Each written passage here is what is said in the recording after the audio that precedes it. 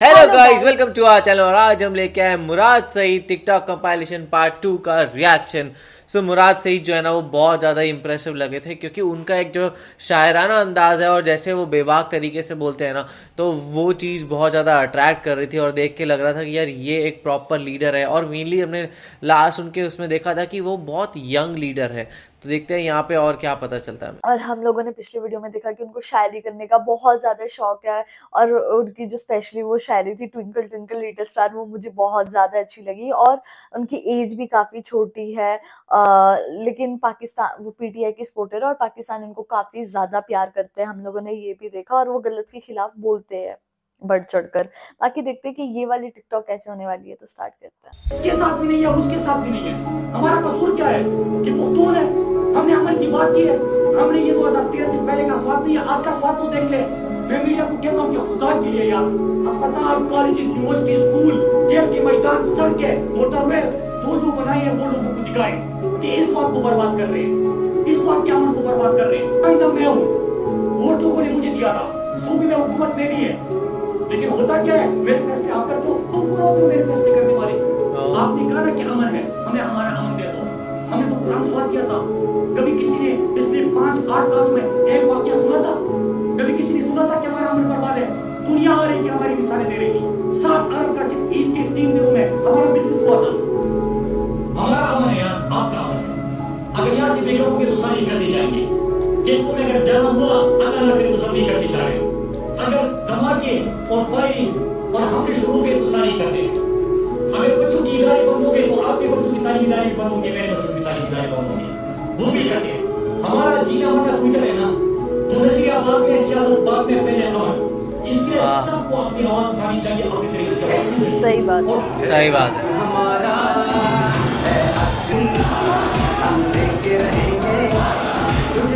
कितना चिल तरीका है पब्लिक मीटिंग हेल्ड करने का।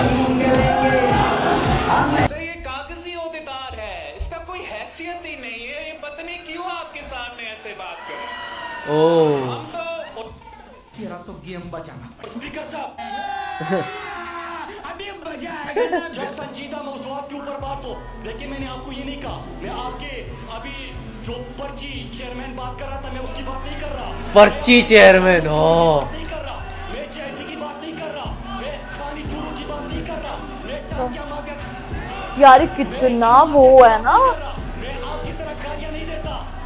और अगर दम है तो उसको आगे कर दे, अगर दम है तो आगे कर दे। ये भड़क जाते हैं तो खत्म हो जाते हैं। आप यहाँ पे बात कर लोगे, सब तकरीरें चाट के अपने चमचों को, अपने गुलामों को इशारा करके गालन गलौज से क्या हाउस चलेगा?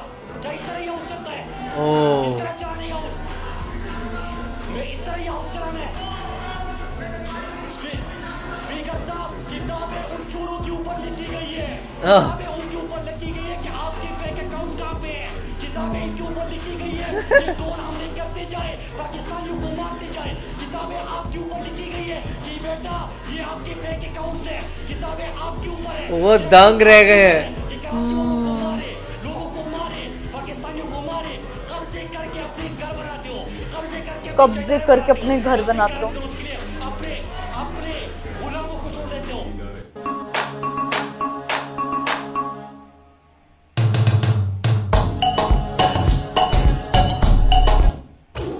जैसे कॉमनली बैठे हैं सबके साथ। सर आप खैरियत? बड़ी खुशी हुई है कि जनाब के ड्राइवर ने सर सीट बेल्ट बांधा हुआ है सर। सबसे ज़्यादा हमें खुशी यही हुई है सर। अच्छा, मैंने कहा कानून को नहीं पढ़ा। नहीं सर, हम कानून की वजह से अप्रिशिएट कर रहे हैं सर। आईटीबी कैसे ये तो एक हम आपको पूरी कौम की तरफ से सलाम पेश करते हैं।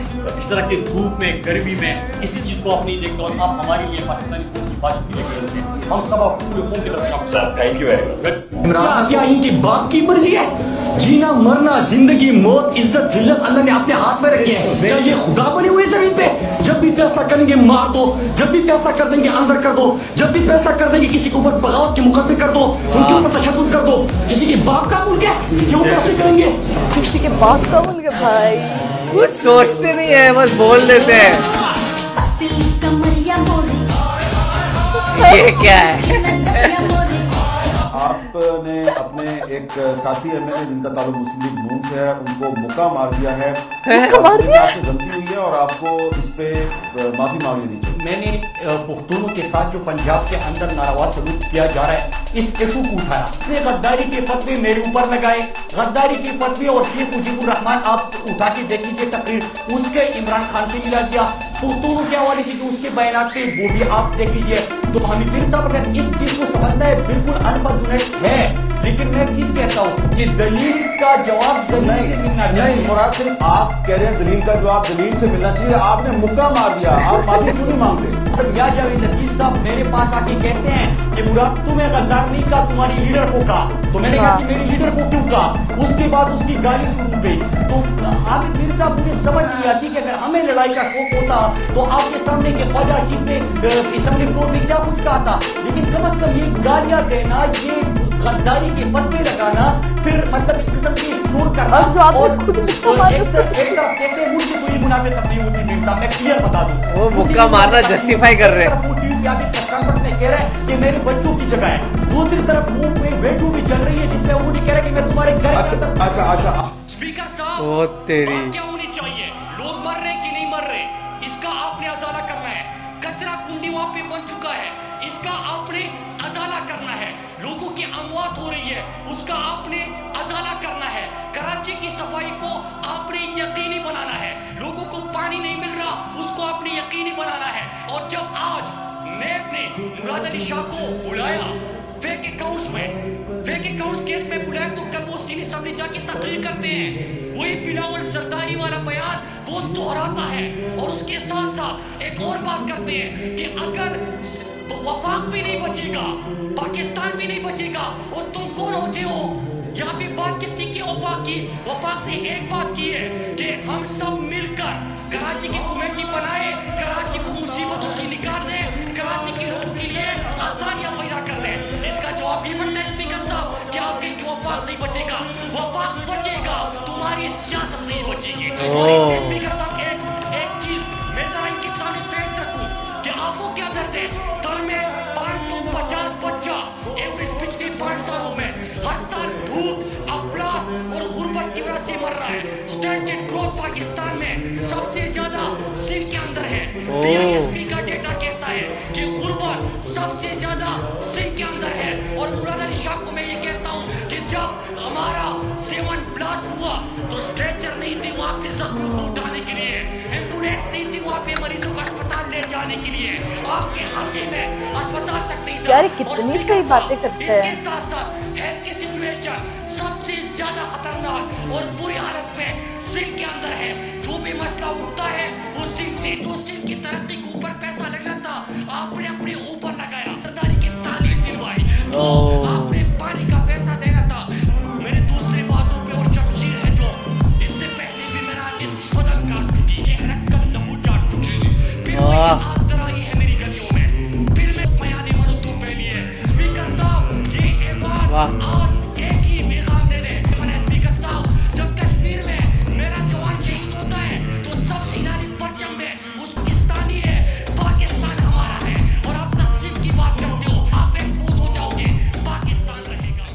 बहुत ही कमाल की वीडियो थी ये, और कुछ चीज़ें मेरे को इनकी अच्छी भी लगी और कुछ नहीं भी लगी। एक वो जो अच्छी नहीं लगी वो तो ये थी जहाँ पे उन्होंने मुक्का मार दिया था, और उसके बाद वो बोल रहे थे कि उन्होंने भी गाली दी है, ये करा है वो करा है, कि ठीक है कि वो सारी चीज़ें करी है, पर आपका भी तो हाथ चलाना गलत चीज़ था। क्योंकि अगर आप मतलब किसी पे भी यार हाथ चलाना तो बहुत ही गलत चीज़ है ना, कि चलो उन्होंने गाली दी तो फिर भी आप भी गाली दे रहे हो, वो भी गंदा इंप्रेशन पड़ रहा है। क्योंकि अगर हम इंडिया की बात करें तो यहाँ पे पॉलिटिशियंस ऐसे नहीं करते हैं, किसी को मैंने तो नहीं देखा आज तक किसी को मुक्का पड़ रहा है, वो नहीं देखा है हम लोगों ने। लेकिन हाँ ये बोल सकते हैं कि काफी ज्यादा इंटेलिजेंट है, जिस हिसाब से उन्होंने बताया कि पाकिस्तान में क्या क्या क्राइसिस चल रहा है, उन्होंने बिल्कुल बहुत ही अच्छे से उसको डिस्क्राइब करा, और ये बोला कि भाई हॉस्पिटल की हालत बहुत ज़्यादा ख़राब है, महंगाई बहुत ज़्यादा है, लोगों को किन किन चीज़ों से सफ़र करना पड़ रहा है, वो सारी चीज़ें दिखाई है।